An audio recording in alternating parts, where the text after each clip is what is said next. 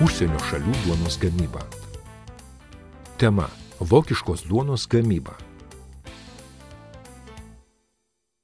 Tikslai – savarankiškai pagaminti vokišką duoną. Nustatyti gaminių kokybę jusliniu būdu. Užduotis – paruošti reikiamą inventorių, paruošti žaliavas, pagaminti tešlą, suformuoti pusgaminius ir juos iškepti, apipavidalinti ir patiekti gaminius, laikytis darbo saugos reikalavimų, mokėti sutvarkyti įrangą, inventorių ir patalpas baigus darbą, pagaminti vokišką duoną Pumpernickel.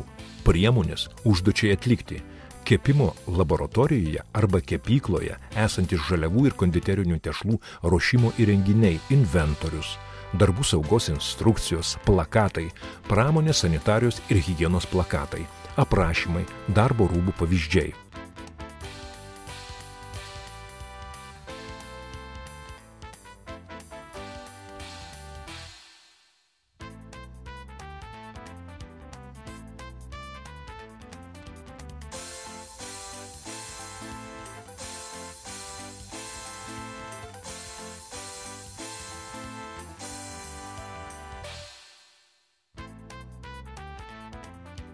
Vokiškos duonos Pumpernickel receptūra. 2 vienetai po 500 gramų.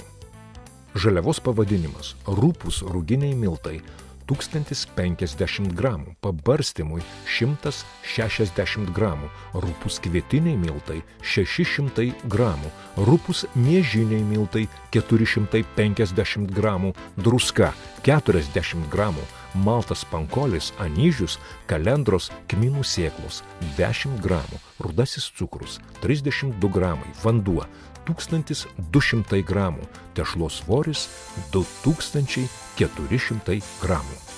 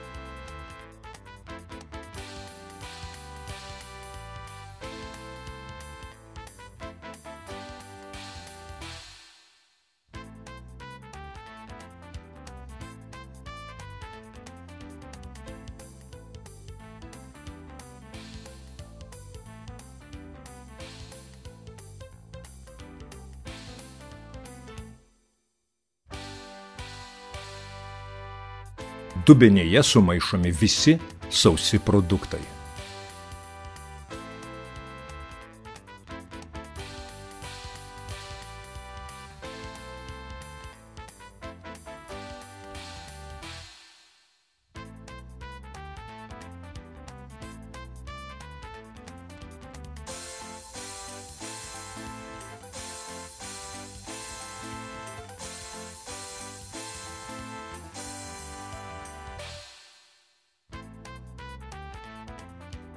Supilamas pašildytas vanduo į miltus ir užmaišoma pakankamai minkšta tešla.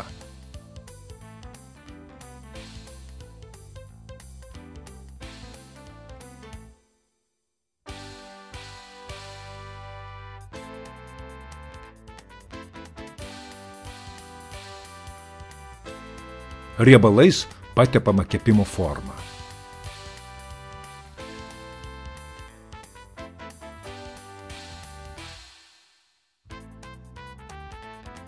Tešla sukrečiama į kepimo formą aukštais kraštais ir slegiama šlapiais pirštais, paviršius išlyginamas.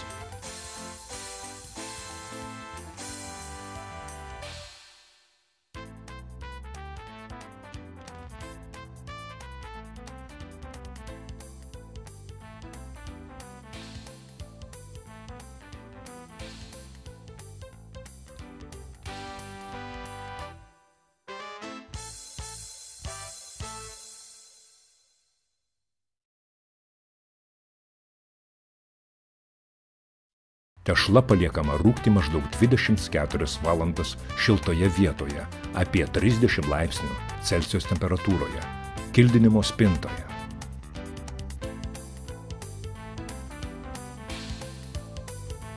Orkaitė įkaitinama iki 107 laipsnių, kepama drėgnu režimu 3-4 valandas. Pabaigoje padidinama temperatūra iki 170 laipsnių Celsijaus. Duona kepama dar 30-60 minučių, kol susiformuos traški tamsi pluta.